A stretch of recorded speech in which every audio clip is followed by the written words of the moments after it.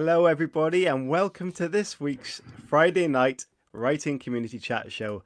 And we are so very excited to bring you this week's show. Chris Hooley is back with us today. Hello, Chris. Hello. It is him. He is here, and he has survived Wednesday. You know, the mystery has been resolved, and we will talk about that briefly.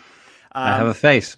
He has a face, indeed. And before I get into this week's show, and I normally introduce the guest who is on the Moonlight Sessions tonight because it's the weekend, thank the Lord.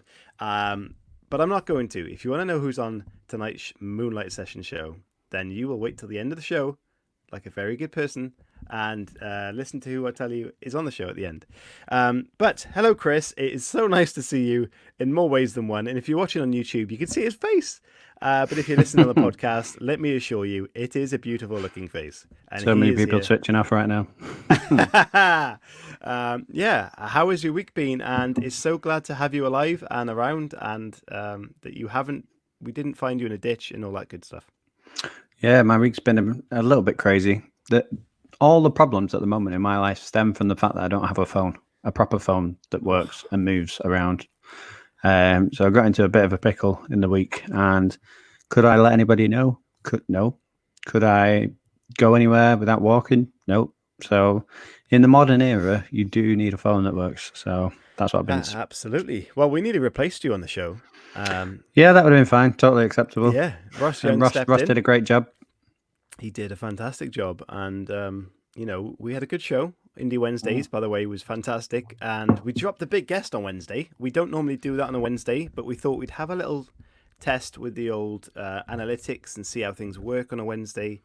Because to be honest with you, don't know how many people, and probably more people, even though we're in lockdown, are busy on the weekend. So we thought we'll drop it on a Wednesday and see if it made a difference. Not much. Did it make a difference? Not really. To be honest with you. But to be fair, we've got so many big guests that we're going to have to start dropping them on a Wednesday because otherwise we're not going to get them all in.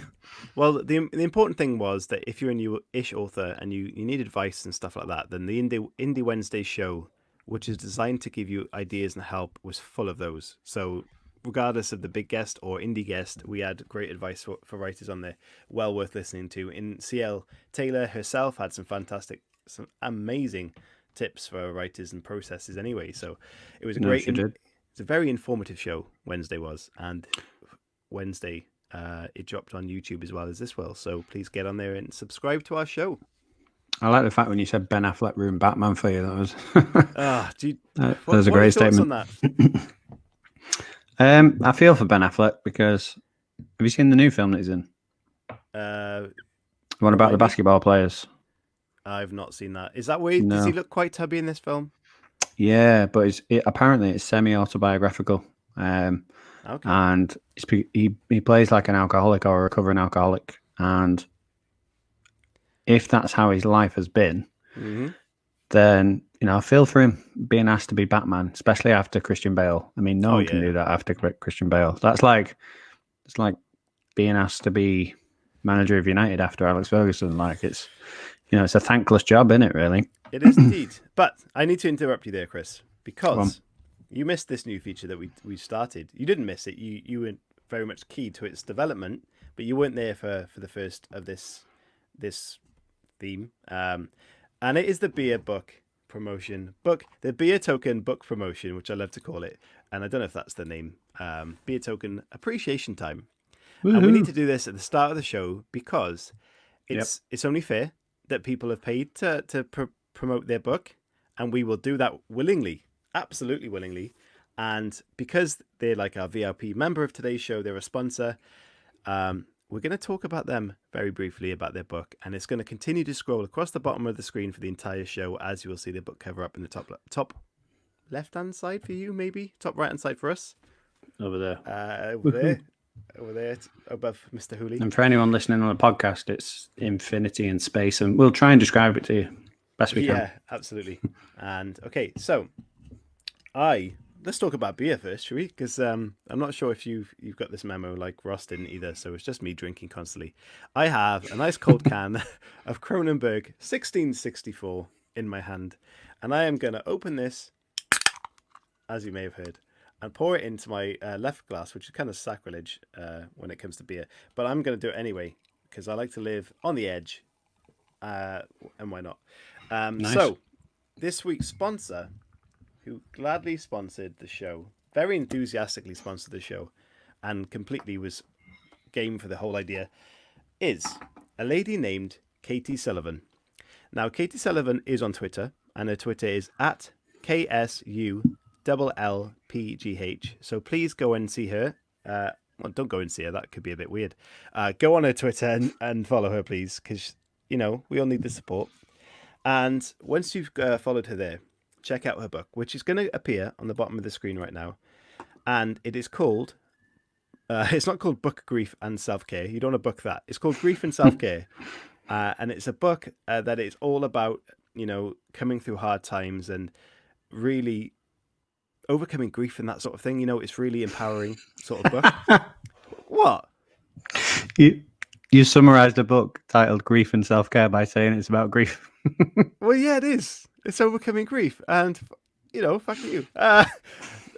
Yeah. So is it about self-care too? It is about grief and self-care, okay? It's got some great reviews, and this is one that I've copied. And it's not the whole review because it didn't fit on the thing.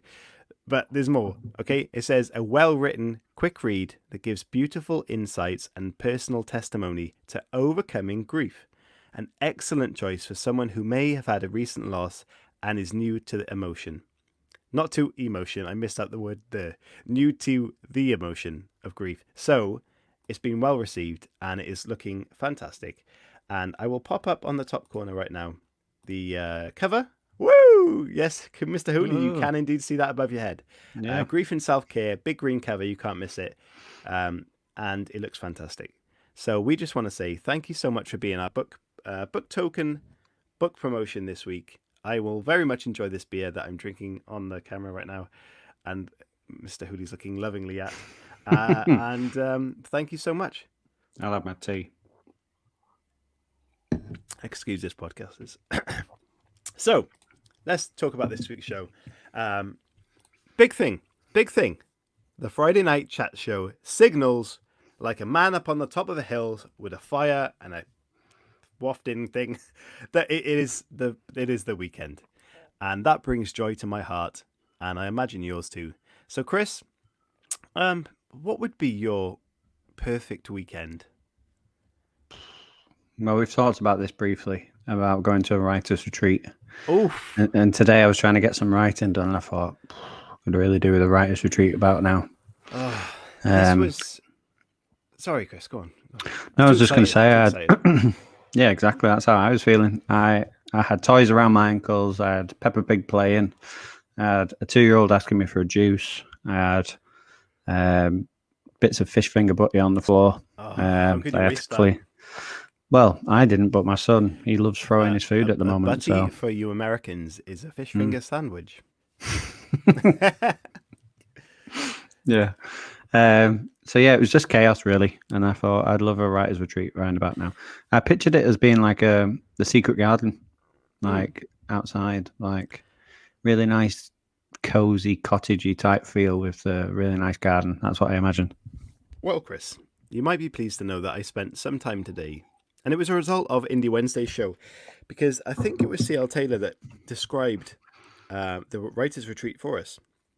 And we were thinking, oh, this is fantastic. This is something that most writers probably haven't done and something we definitely need to do.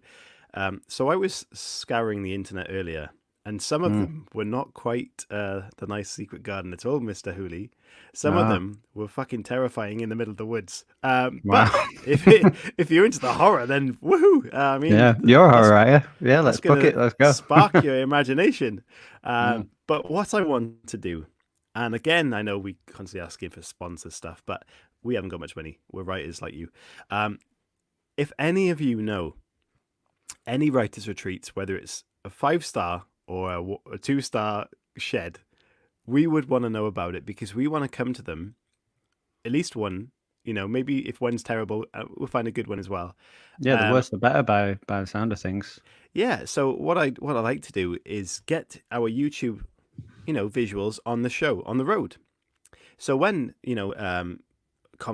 book cons and writers not escapes, when I'm talking about writers' conventions and all these sort of things are going on in the world, and we're allowed to go and visit them. We will vlog or video log, documentary, those sort of things with me and Hooli going around, like making idiots ourselves, and just meeting people. Hopefully, people in the writing community as well. But what we want to do is go to a writer's retreat and document it on camera for a couple of days and write some stuff, but just show you the experience and have a bit of a laugh with it and just make a cool little documentary about what that experience is like. And we want to put that on the YouTube channel. So if anyone knows, please get in touch with them and say, look, these guys are doing a show. It's great promotion for what you're offering. Potentially, if they can't let us do a couple of days for free, try and get some discounts, and we will try our best to get there and provide that quality entertainment that you might so desperately not know you needed, but may very well need. Can just imagine us walking into a bedroom with a camera. Dun, dun, dun, dun, dun. What's under the bed? This is our view. Well, it'd be one of those hit videos that will turn into the Blair Witch style, that we end up in the forest somewhere shitting our pants. But hopefully it won't be like that. It'll be a nice one someone manages to get us connected with, and we just have a bit of a serious document, but at the same time quite comical. And we'll actually try and write something over that weekend, and you'll all be part of it, and we'll do updates and live little sections there and tell you what it's all about and how it's going.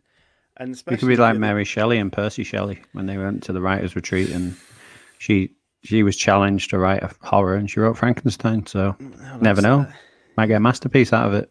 You may spark the next best-selling book for the next 10 years by helping us out to get to one of these retreats. So please do so. If you can, please help. Or if you just want to offer us your house, if you've got a spare room. Well, it's not the same, is it, Chris? especially if they've got like a house full of kids like us, then it's not going to be a retreat at all. Yeah, no, but I like the idea of being somebody's guest. Like, oh, these guys are from the Writing Community Chat Show. They're our guests. Like, they come around. Like, I quite like that. Nah, I'm not in for sofa surfing on that, mate. To be honest with you, I'm talking a nice retreat. I'm serious about this. I want to go on a nice retreat that is. So you don't want to get in and amongst the fans, Chris? I do with the at dinner our festival table in America and the UK when we're rich and famous, But when we go and see Bad Grandma, and we go and see Halo and Evan, and we get out there, that'd be great. Can't wait. It will be fantastic, and I promise you guys, we're doing this stuff. So as we're still talking about the weekend, very briefly, we talked about your perfect weekend. So what's your perfect weekend? Ooh, do you know what I think? As a proud Welshman, I think I would get up and have a nice early morning surf down the beach. And then it would be on the day of a Six Nations rugby match, possibly Wales Island, because I love that crowd. And I'd get back from surfing, have a nice full breakfast with a pint. What's on that breakfast, just out of interest? Sausage, bacon, beans, black pudding, mushrooms, toast, egg, poached egg, and a coffee. No, and nice. Beer, obviously. You ever had white pudding? No. That's Irish, that, isn't it? White pudding. Try it, it's nice. It's like a sausage. Okay, but give it a go. Better. So that's the start of the day. Then I go off to the rugby, watch the rugby, and have a fantastic evening with friends and family, watching one of the great games and mixing with the amazing fans. Coming home, listening to the Writing Community Chat Show. Drop that in there. Why not? Yeah. Yeah. So, apart from perfect weekends, and obviously the next day when I'm feeling a bit tender, go away for 2 days in a writing retreat, obviously. So, if that's your perfect weekend, what are your plans this weekend? This weekend, I'm moving out. Well, not this weekend, but Tuesday I'm moving. So this weekend is all about boxing stuff up and cleaning and painting, doing the general stuff. Doesn't it suck though when you actually move out of your house, or when you're moving house or selling your house, you actually do it up? Like, yeah, that's what I mean. You live in like, a shithole long enough, and you think, "Fucking, do you know what? We're selling this. We best do it up." Yeah, like we were talking about getting the whole carpets doing all the carpets before we go. I was like, that's not happening. But why don't we do this when we live in the house? Like, we wait until that moment to think, "Oh, do you know what? We need to make this presentable." We've lived literally in a fucking tip that looks like it's been robbed multiple times.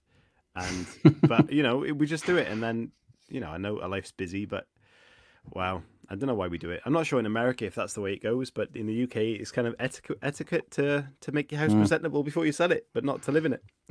Yeah. So all the odd jobs, doing garden stuff like that. Sucks, What about you? doesn't it? Well, this weekend is the first weekend that I haven't helped my brother-in-law out and that sort of thing, working for a couple of weeks, and it's been a bit crazy, busy weekend. So I think this weekend we're going to try our best to have a bit of a quieter one. Obviously, listen to the shows and have maybe a little tipple. But I think we're just going to chill out and maybe try and catch up with some housework and just do all that sort of stuff. So get out for some walks. I don't know, quiet one, Nice. chilled. I am doing tomorrow. I've been roped in. One of my friends in work. He's a fine gentleman. Is my friend, and he is a biker, a road biker. Nice. Now, last year I got myself a road bike, not because I want to be in that group. It's because I work about 9.5 miles away from where I live, and I ride my bike to it through some lanes, and it's it's not like riding on the roads and all that stuff. So it's still quite a trek, but it's okay. And he has roped me in tomorrow to going on a 50-mile bike ride at the end of work. Nice. So if on the show next week I'm not visible, there's probably a reason why. But hopefully I will maybe put an update at some point. Maybe I'll do a little documentary on my bike at some point and just say I'm still alive. It's funny you should say that, because I remember when I was about 19, I worked for, well, I'm not going to say the firm that I worked for, but it was, I can do actually. It was Greater Manchester Police. I worked for the police when I was younger, and I was a police community support officer. Oh, really? Yeah, for a little bit. So I think that was their big idea. It was like, let's get younger people in to the job so they can connect with younger people. And it's not, anyway, it didn't work. But there was a really nice guy there called Hugh, and he was a brilliant guy, but he owned a Harley Davidson. Nice. So one day he said to me, he was like, "Do you want to go on the back of my bike? I'll take you for a spin if you want." Because I was always like admiring it and stuff. Right? Like he was quite a lot older than me. So I was like, "Yeah, go on then. Yeah, give it a go." So he takes me on the back of this Harley Davidson. He gives me a helmet, and I climb on, and he sets off. And I thought, "Oh yeah, this is well cool." Then when he starts going at speed, I'm like, "Where do I put my hands?" He didn't warn me as to where do I put my hands. So I'm feeling all around this bike whilst it's going like 50 miles an hour, trying to hold on to it. And I thought, I'm going to have to bear hug him. Like, I'm going to have to hug him. So I'm there absolutely like terrified of what's going on, thinking I'm going to fall off. And then I just hear him through the helmet just go, you can hold me if you want. So for the next like... Hold me, baby. For the next like 30 minutes, I'm just hugging him around the waist like for dear life. Is this what put you off? The whole police thing is like, oh, I'm not getting on the bike ever again. Like, it was just horrible. But yeah, I'd love to go on one again, but I'd love to be the guy driving it and not the guy hugging someone. Mr. Hooley is and I'm gonna say, realistically, it's probably since I watched Sons of Anarchy. I've always been keen on like a chopper type bike, never a speed bike, never interested. But I do want a chopper, and probably bad grandma's like, yeah, bitches, I've got one. But I really do want one, and I will. I think at some stage in my life, midlife crisis, just get myself a hog of some sort. But I would love a Fat Boy Harley, and if I ever do, then you can jump on the back and hug me any day, Chris. Yeah, that'd be the case. But yeah, I still remember it clear as day, like it happened yesterday. But yeah, it's fun. So if you ever get on the back of a Harley Davidson, you've never been on one before, you've got two options: bear hug the guy in front of you, or hold the back, which is quite difficult, really, putting your hands behind your back and going at speed. Perfectly acceptable to hug the driver or the rider of the bike. I think it is. I think it's perfect etiquette on a bike. Just be comfortable, Chris. You can hug a man. It's not a big thing. Yeah, he wasn't so fun when I carried it on when we got off the bike, but when you still hugged him, like, thank you for keeping me alive. Yeah. Wow. Well, apart from this, I know, get rid of the weekend is gone. No, it's only just begun. And this weekend, this week basically, I am a busy, busy man, and busier than I think I've ever been, helping out with people work-wise and stuff. And there's some movement in my job as well, but you don't know what that is because it's a secret, and I'm a vigilante. But, there's stuff going on. So I'm very busy there, very busy with the podcast, and my second book is coming out. I was on my first ever interview this week. Nice. My first ever one, with a lovely Irishman that you guys have seen around Twitter and who's been a part of our community recently. He's very good. So that's coming out in a couple of weeks, and is my sequel, and my audiobook is coming along fantastically. Caden Kroll, probably said that wrong. Caden definitely. Noel Kroll, I don't know. It's confusing. But how is your audiobook going, Chris? Is that coming along at all? Yeah. To be honest, I get the guy's brilliant. I know. But Jonathan Harden is called. Yeah, and Jonathan, get on the bloody audiobook, mate. Yeah, and he's fantastic. And I think when he does it, he'll probably do it in a couple of days. To be honest, I think that's because he works in ITV and stuff like that as well. He's an actor. He's done like voiceovers for games and all that sort of stuff.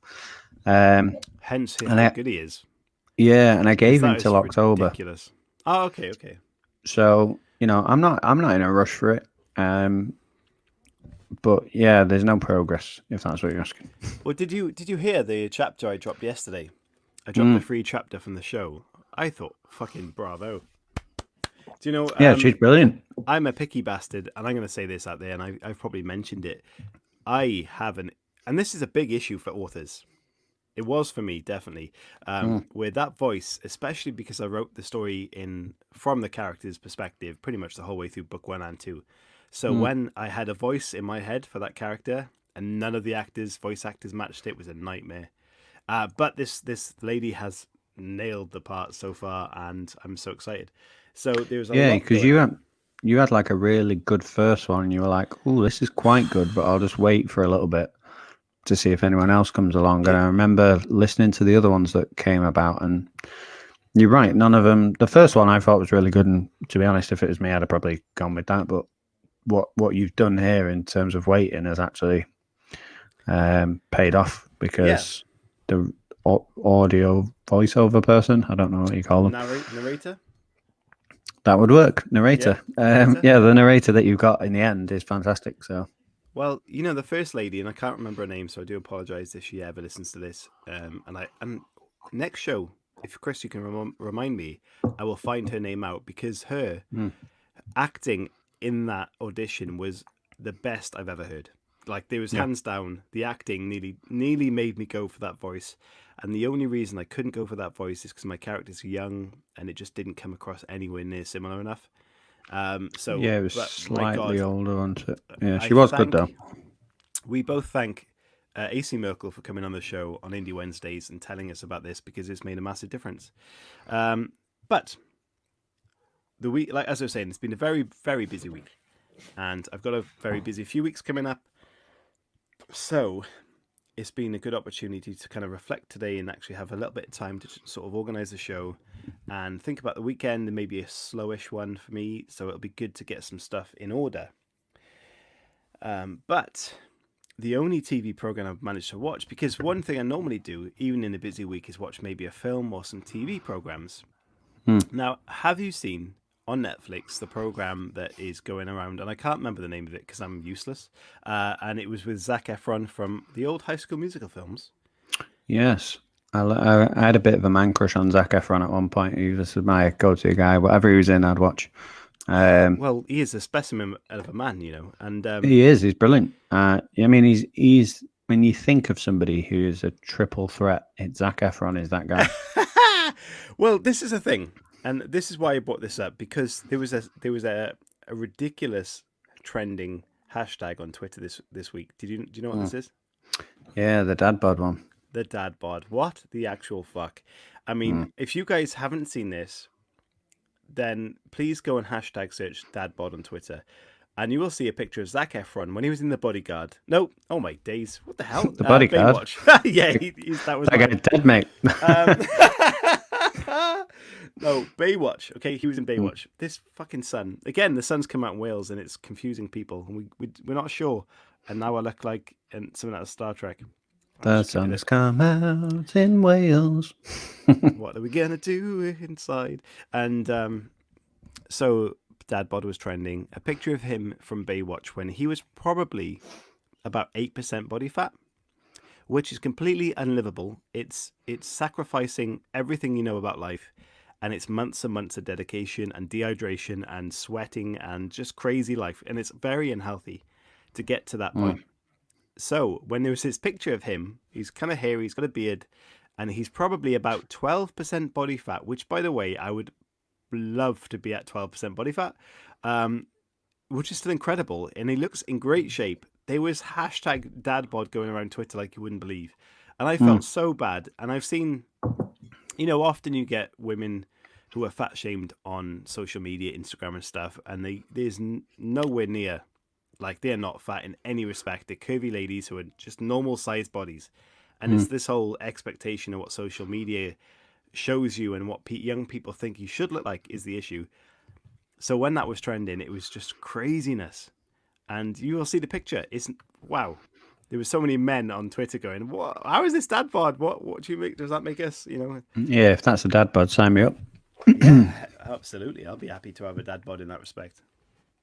But yeah, the show he was on, do you remember what that was called? Because I can't think of it, what the name of it is. I can't remember what it's called. It's on the it's so in the about charts planets. it's in the charts on Netflix. But it basically talks about all different things around the world and ways to keep things less pollution and more sort of natural and resourceful, all that sort of stuff. And they went into France. It's called Down to Earth. Down to Earth. Thank you very much. And we both watched this episode at one point, and they were in France, and it absolutely blew my mind.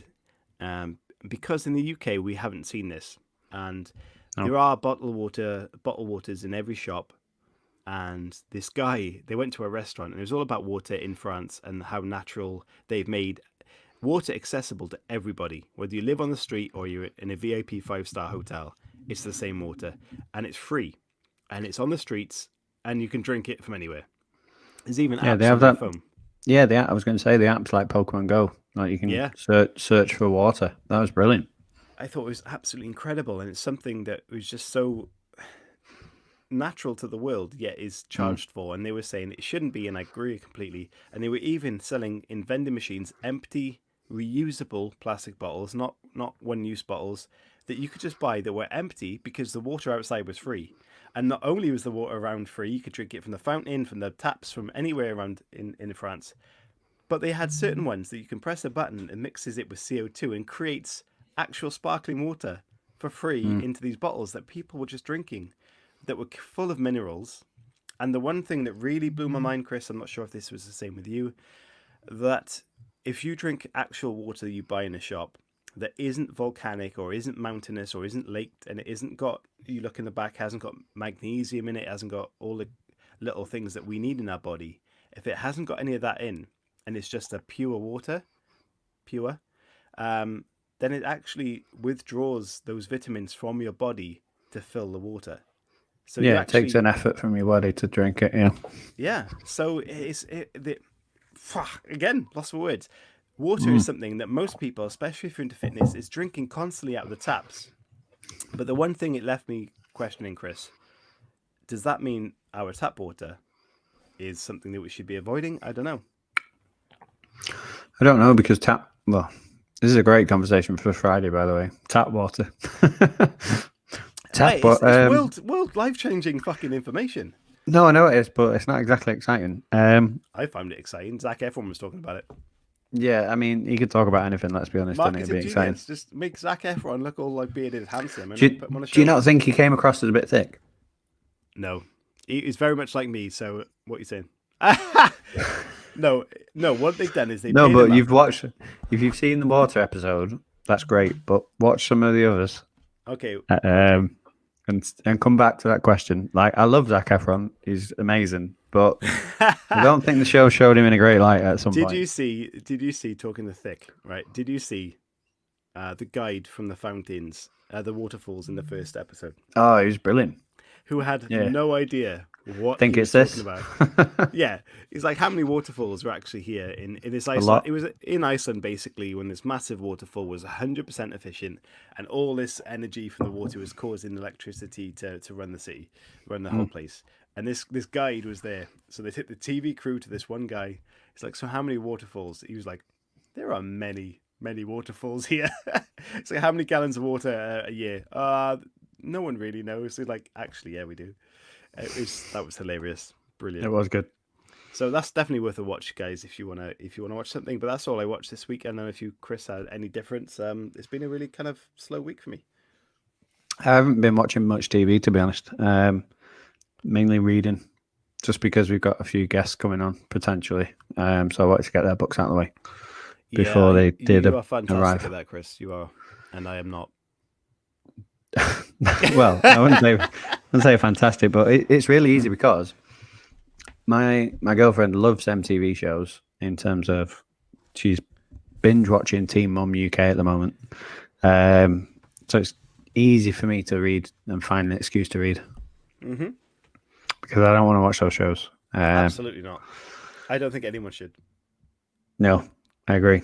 But she does, and that's her personal preference. So absolutely, it works out quite well, because if I wanted to watch something and she wanted to watch something else, then that would be a bit of a conflict. So it's good. Well, it's kind of like your soaps in the UK. People are obsessed with them. Not me or not Chris, but Kristen Bailey for one. That's the reason she's winning this year's season's competition, quiz competition at the moment, because she is a soap genius. But not for us, not for me at all. Okay, so we're about half an hour in, so we've got about 10 minutes left to chat crap Friday. And we will reveal who's coming up on the Moonlight Sessions, and you will be very pleased. And I'm going to tell you this right now as well. Chris Hooley is interviewing on his own in this interview again. And there's a reason, there's a very good reason behind this. And it was a reason that my admin is horrendous, and I forgot. And I was walking many miles on a beach at the time when Chris Hooley messaged me saying, "Oh, interview soon, mate." Sorry? Yeah, and I won't mention who this guy is or girl until the end of the show, because people have to wait. But and I'm gutted I missed it. Yeah, this author is a favorite of mine, and I was like, "Oh my god, I'm gonna have to do this by myself." For like the whole time, and then it came to the point where I realized you weren't going to be involved. And I was like, "Oh, I'm gonna have to do it. I'm gonna have to do it." And I don't know if you listened to the recording. Not yet. No, it's all there. It's all ready to go. I just gotta edit it. Yeah, because at the beginning I speak really quickly, and I'm like, "I'm sorry, there was supposed to be two of us." Spitting it all out. Oh, I am so sorry. Honestly, I'm sorry. Completely not on my radar at all. And this is why we're still learning the process, and we need to become more organized. I feel at some point we'll be big enough to have an admin person that just goes, "Guess what, guys? You've got an interview here, this date, this time." This is what a lot of other shows do, and they even have script writers and stuff, which is crazy. So we are very much doing it the organic way, and it kind of, it's human error, and I think people like the human side of this show. So, but one thing I want to bring up. So I do apologize for missing the show, and it will be Mr. Hooley interviewing that guest, which I'm very gutted I missed. Do you know what, as well? I'll say this whilst we're talking. It's really hard to interview someone on a one-on-one, because you have to listen to what they say, and then you have to come up with something at the same time, which is near on impossible. Like when we interview people now, like we both listen, but we both have the opportunity of thinking of questions. And especially, like, say you were talking for a little bit, that gives me time to think and me time to ask the next question. Yeah. So they are better questions. But when it's one-on-one, you're like listening, and then there's a silence, and it's like, oh, I have to fill this silence now with something. What do I ask? And you can't. It's really difficult. So I said after Henrietta McCurvey that I'd never do it again. But because of the nature of this author, and I didn't want it to slip, I thought I'm going to have to do it. But I'm not making a habit out of it, that's for sure. I will find a way to make. Well, you know what? When I've nailed the the writing retreats and things like that, Chris. You know, we'll be even. You know, be happy that. No, I'm not blaming you. I'm just saying how difficult it is to do it one-on-one. Which did you find that when you were being asked questions the other day on your interview? Not really. I can talk for Britain, so I kind of just took over. No. Do you know what? No, did you find this guy was a bit awkward at any point, or did he have set questions that he was going to ask? No, I think he was very organised. Unlike us, we're kind of off script and off topic, and just kind of see where things go. He was very much structured. He was very much a plotter in his writing and his interviewing, which is perfectly fine, but not my style. So yeah, I think he had a good structure there, and he knew what he was asking. But I don't know.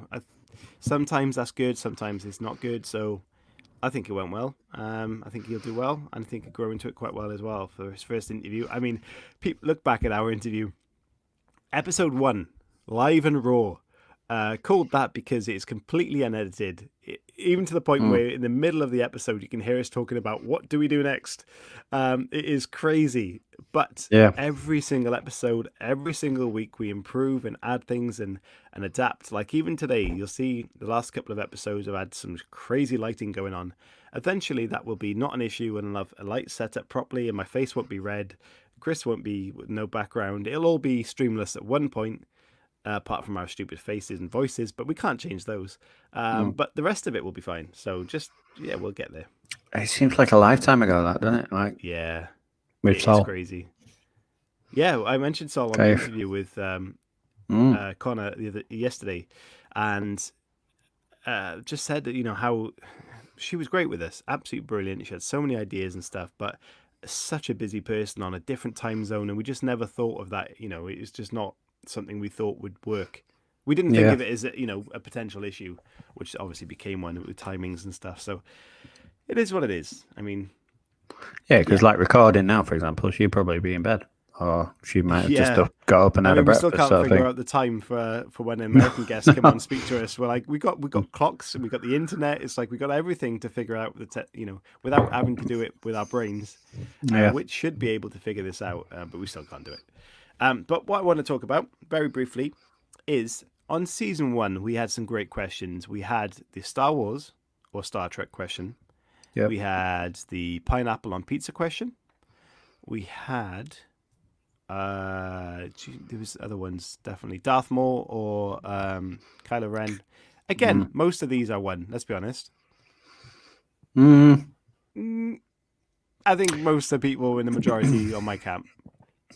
Maybe. The Darth Maul one was surprising. Like, a lot more people went for that, and I thought, come on. Well, he's man of the people, Chris. Okay, that's true. That is true. I've got 3 more questions that I'm going to propose to you that we may use for season 2. We may use them for season 2, probably establish them in season 3, maybe. But I just want to ask the questions and see if you get a different answer to me, because we need them to be either contradictory or just a good question that you will want to keep. So potentially, you guys, please let us know on the Twitter if you like these questions, or if you have a good answer for them, please let us know. So are you ready for this first question? Ready. Up on the screen, is cereal soup? Is cereal soup? No. A completely different textures. Okay. Like, I don't know about you, but I've never had like a thick cereal. Weetabix. Ugh. It's wet and it's in a bowl. Does that constitute soup? I don't know. It's a tough one. That is a random question. No, I think soup's savoury and cereal's not necessarily savoury. That's fair enough. It's fair enough. Possibly. Okay. Yeah. Okay, that is a tough question, but it's kind of funny. Question number 2. Is a hot dog a sandwich? No, it's a hot dog. Yeah, but it's a meat in bread. Yeah, I get that. But you wouldn't put a hot dog in terms of the actual meat bit on a sandwich. I would. Like a sandwich. No. I have a sausage sandwich. Yeah, but that's a sausage sandwich. That's not a hot dog sandwich. Well, it's very similar. It is, but it's not in the same way. It's like a burger. you could class a burger in the same sense. It's meat between two pieces of bread. Yeah, and what's a McDonald's breakfast thing? It's got a fucking burger in it. Yeah. Sort of. Yeah, they do. I mean, Americans may be a bit different because they say like meat and chicken sandwich. Where Well, Scottish people, they have square sausages in their fucking breakfast baps. yeah, That's but they're legends. Have you ever had one of those? I have. They're amazing. Some tatty scones. Yeah. And question number 3, the last one. How many chickens would it take to kill an elephant? Depends on the severity and level of evil within the chicken, I should imagine. Oh, that is a genius answer. Well, the severity of the evilness in the chicken. I'm sure Halo Scott will have a great answer for this. And Ross maybe would love this question. How many chickens would it take to kill an elephant? Are we talking a full-grown elephant or a baby elephant? I'd say a full-grown elephant and a pack of chickens. You know, like hunting in a pack. I think one chicken could do it. That's what I've got in my mind anyway. Really sinister. Yeah, really sinister one chicken.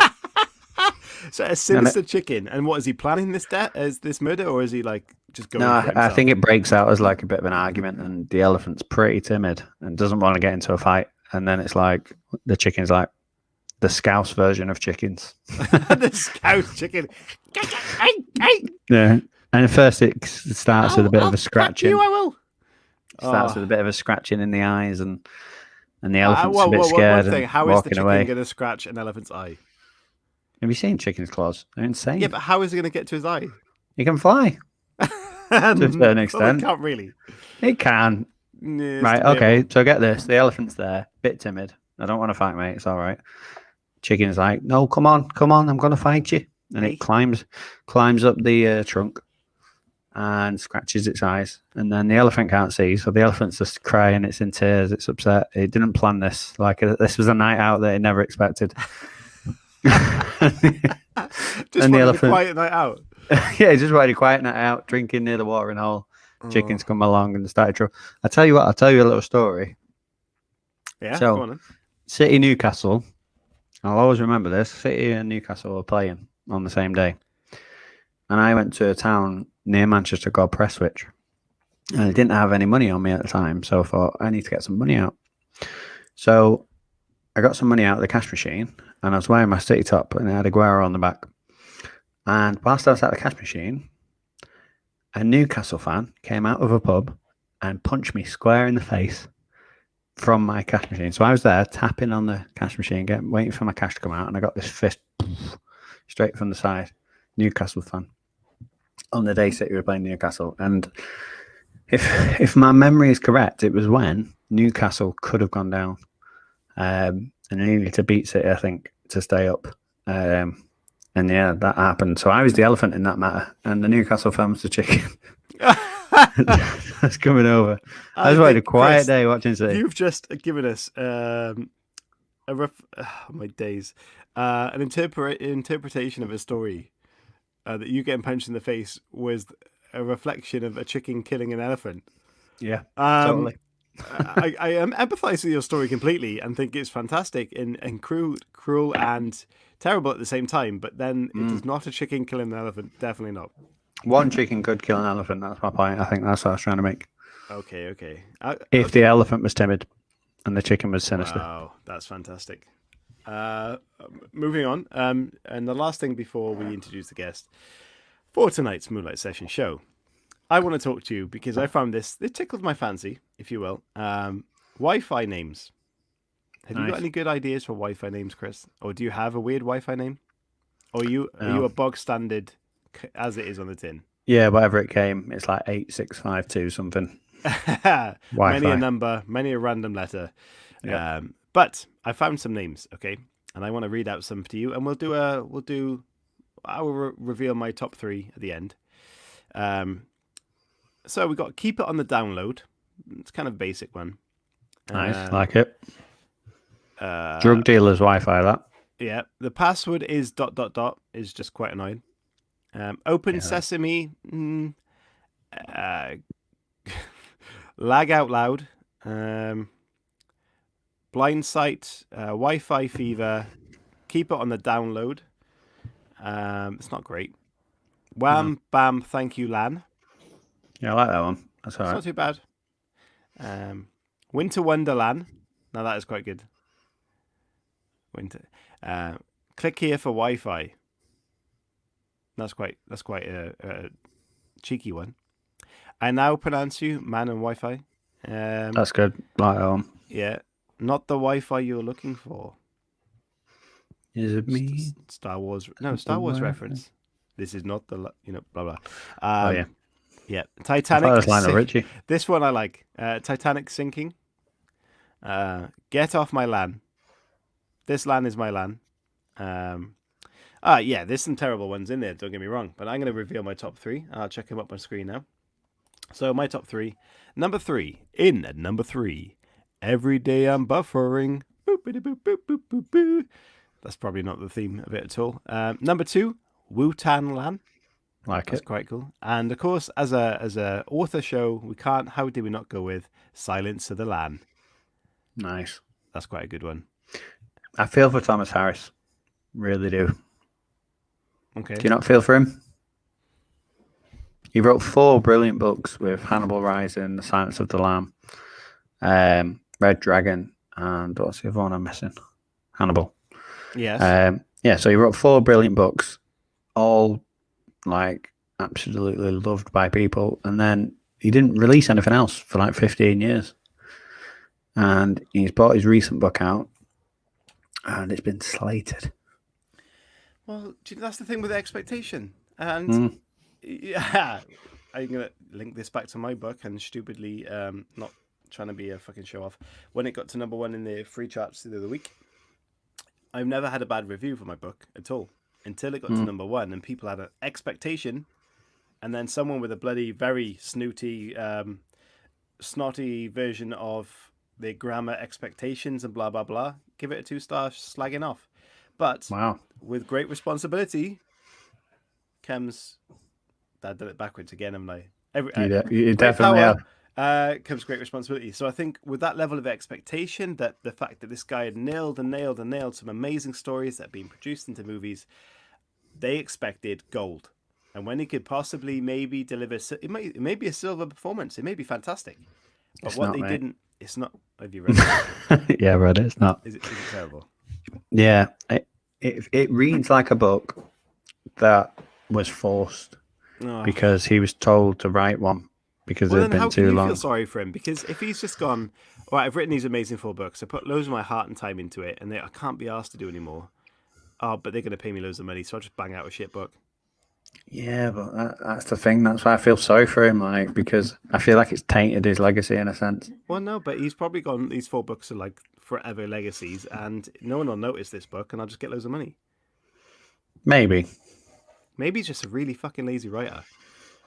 Yeah, I mean, that happens a lot. Like, and I feel like a lot of us were like that. Like, I know me and Ross have spoken about it a few times. Like, we expected the first book to be like huge, be like, wow, this first book is amazing. Like, who is this author? And that's not happened, obviously. Never ever happens. It does, because Harper Lee Collins, Harper Lee, sorry, not Harper Lee Collins. I don't know why I put Collins on the end of it. Sounds like a production company, but Harper Lee with To Kill a Mockingbird. She wrote 1 book. It was amazing. Pretty much lived her whole life off 1 book, and then when she was about to pop her clogs, released another one. 2 books. That's it. Done. Yeah, that's fair enough. I mean, that's 1 in, what, 1 billion? Yeah, no, but that's what we all expect, isn't it? I mean, would you be happy if Deep the Climb of Truth was a massive hit, and you wrote 1 more book, and then that was it? It was just like, I'm done. Well, I have. It got to number 1. I released my 2nd book soon, and job done. I'm fucking podcast show for me, boy. No, that's the lie. I don't know. I think this is a question, right? If you win the lottery, all of you listening now, if you win the lottery, would you want to do what you're doing now, even after that point, or would you still work, or would you create some sort of work, or would you just go, I'm gonna fucking go on holiday for the rest of my fucking life? I'm intrigued by that because I think I would work. I think I'd still get an amazing house with a swimming pool, all that great stuff. But at the back of that swimming pool, and I visioned this before, I've pictured this, is a cool little house at the back with a bar, cinema room, games room, but upstairs, podcast studio, writing room. Do you know what I mean? And that'll be my bread and butter still. I still would work. I'd still produce stuff and do this show because it's what I love to do. And it's like, life is in the way of this stuff at the moment. And I don't mean my family life. I mean, like, going to work. This kind of sucks. Yeah, like, obviously, if we won the lottery, we'd be able to do this. Like, we're doing this for free anyway, so having shitloads of money behind us is not a problem. No. If we had finances wasn't an issue and this was something to be done full time and we had the money, like you've seen, Chris is, I don't know if the audio's come through, he's been jumpy a little bit. If we had good software, good computers and all of that stuff, I think it'd just be even better. It wouldn't be like something that we was just going, oh, do we have to go and do the podcast? I think we'd love to do it like that way. And just think of all the vlogs we could do then. Totally, we could buy a bar and we could have our guests come to the bar. We could have a little writer's retreat at the back. They could come and stay there. Yep. And it'd just be amazing. We'd make the ultimate writer's camp. Yeah, definitely. With big party at the end. And we could have, who said that? There was a guy who said that when we interviewed him, what stays in Harrogate or what happens in Harrogate stays in Harrogate. Yeah. Well, that hasn't come out yet, I think. No, but that's one to watch. That's a good one.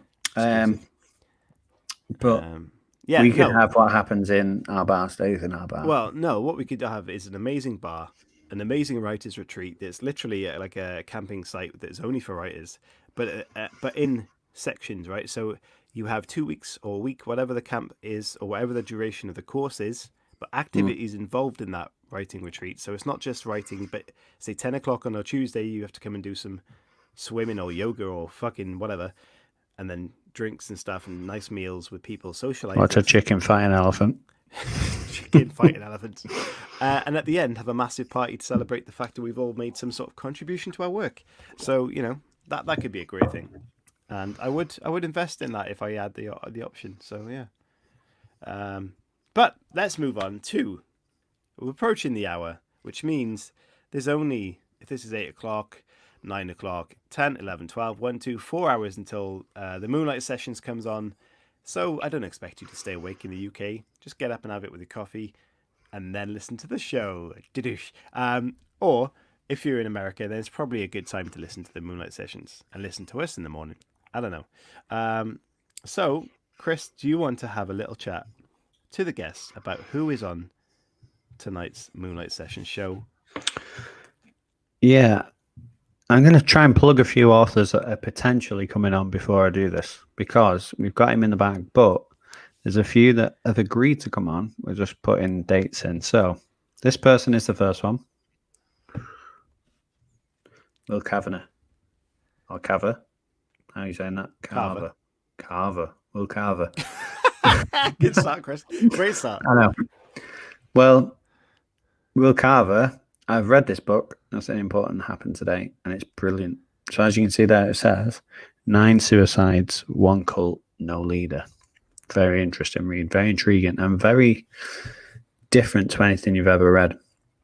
Because the format of it, he doesn't have one protagonist or one antagonist. It's multiple different people, and it's just really interesting the way he does it. So he's agreed to come on, possibly Sunday, possibly Monday, the recording time.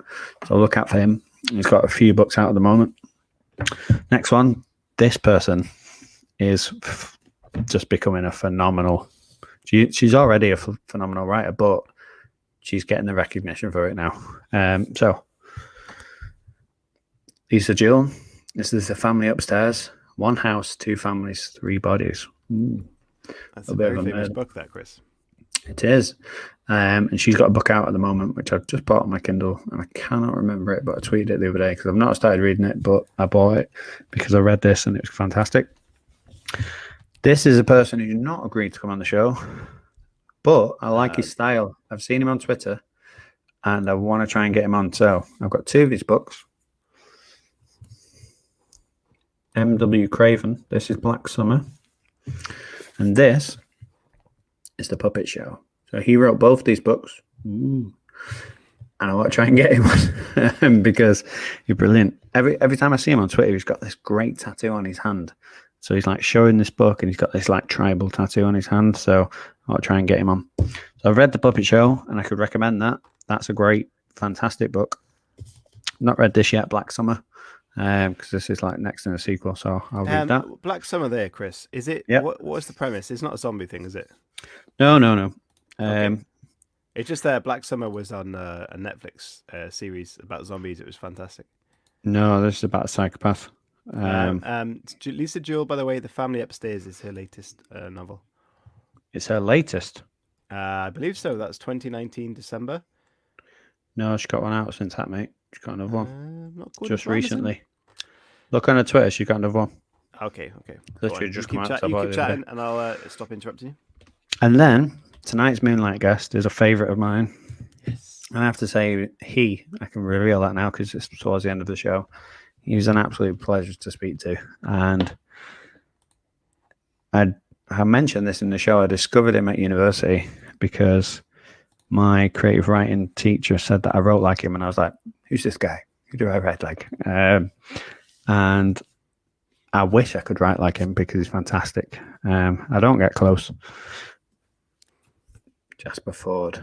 So those of you who are not familiar with Jasper Fforde's work, here's two of his books. So this is Something Rotten, and this is The Well of Lost Plots. Now, if you are familiar with him, you'll notice that both these books are about his character Thursday Next. So that's one of his characters, Thursday Next. But he's got so many brilliant books. He had a TV series on Sky based on The Last Dragon Slayer. So that was quite, I wouldn't say it was massive in the UK, but it was quite good. He also wrote the first ever Shades of Grey. So he was really famous for a book called Shades of Grey. And it's about a main character the world is seen through different colours. And depending on what colour you can see in, depends on what class system you put in. I think I'm selling that in the right way. But so like people who can see in purples and stuff are seen as more valuable than others.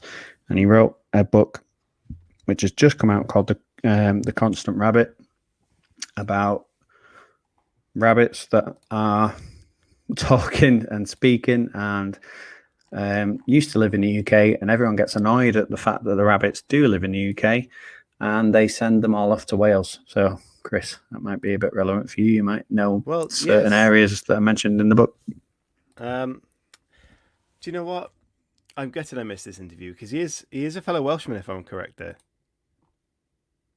He is. Yep.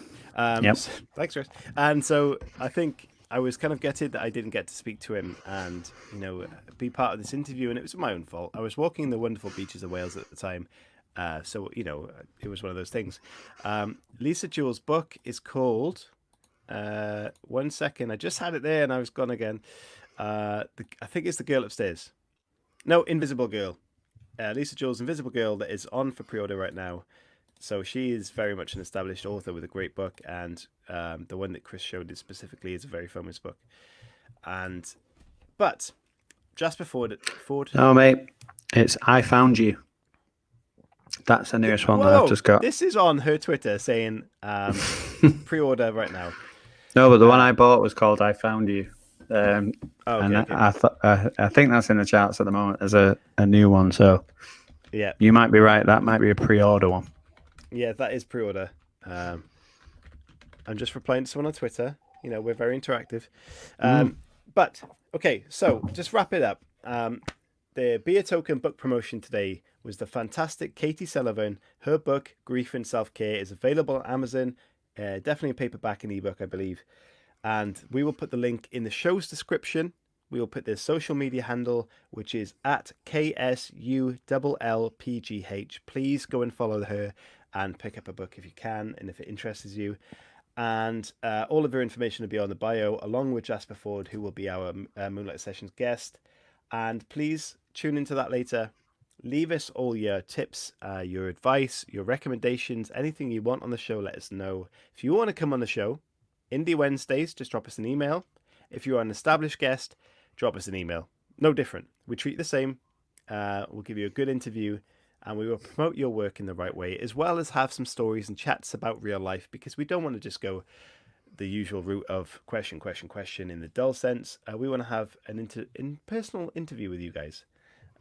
So whether you've been writing for 5 minutes or 5 years, please get in touch if you want to be on the show. And I can't say this. Beer Token Book Promotion. That's a great rhyme, by the way. Beer Token Book Promotion. I know. At the moment, we're still catching up on some audio shows that have just been recorded in audio. But moving forward, at some stage, even the interview with the guest will be on the camera. And the pre-show on the camera. So it'll be one big show where you can watch the entire thing on YouTube if you like, which means you'll have a lot more duration of Beer Token Book Promotion, advertising there as well. But we will, obviously mention it on the show as much as we can because we get a lot more listens on the show than we do at the moment views on YouTube. So if you want to be part of that next week, get in touch. You've seen our pinned tweet. @WritingShow on Twitter is a pinned tweet explaining exactly how you can be part of this. Get involved, and we will see you next week. But please listen to Just Before's interview and let us know what you think. Yeah. Chris, you going to speak there? No. Yeah, okay. I'm going to speak because I said I'd give a copy away of The Constant Rabbit, so I will do that. So, how did Just Before want to give that away? I think he said write a description of your favorite character and just tweet the show.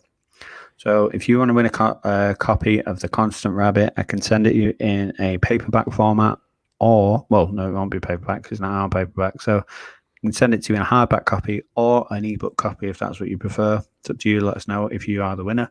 However, send the show a description of your favorite character. Jasper Ford was quite specific. He said he didn't necessarily want you to write loads. It could just be a sentence of your favorite character, and you could tell us why if not. But you don't have to. But if you want to win a copy of that, just send in a description of your favorite character via Twitter to the show, and we'll pick a winner and get one sent out. Sounds fantastic. Absolutely. Why not try and win that? Because what a prize. Okay, thank you very much, guys. It's been a pleasure. I hope we haven't bored you too much. And again, if you know anyone in the writing camp type retreat people, please just give them a tweet, an email. Just forward them on to us and we'll chat to them and hopefully get something sorted out. And we very much appreciate you tuning in. Thank you for coming to speak to us. Those guys who are coming on for the Faces from Places on a Thursday. It's fantastic to see you guys and communicate with our fans. We love it. We absolutely love doing that. So thank you for doing that. And thank you to all our guests. And thank you for your support as always. And we will see you next week. Thank you, guys. Grief and self-care. Get it? Yes.